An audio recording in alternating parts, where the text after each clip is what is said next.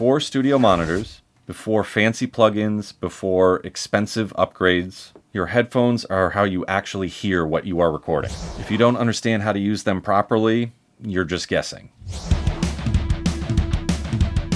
In this video, I'll show you the difference between closed back and open back headphones, when to use headphones versus speakers, how loud you should monitor, and the mistakes that lead to bad mixes. In a home studio, your room is almost never perfect. Headphones remove the room from the equation, which is why they're so important early on. Used correctly, headphones give you clarity, detail, and consistency.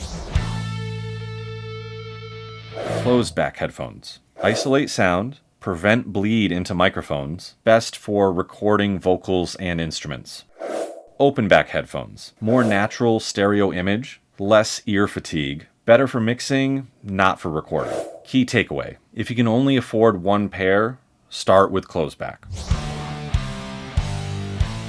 Louder does not mean better. In fact, loud monitoring often hides problems. Guidelines: monitor at a comfortable conversation level. Turn it down if your ears feel tired. Take breaks to reset your perception. Simple truth: if everything sounds exciting, then you're probably listening too loud. Common headphone mistakes: monitoring too loudly, ignoring ear fatigue, assuming headphones equal reality.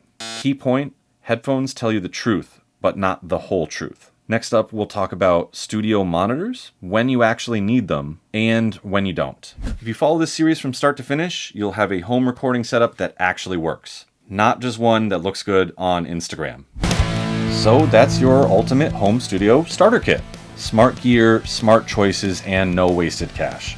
If you found this helpful, please hit like and subscribe, and let me know in the comments what your studio looks like. Catch you in the next one.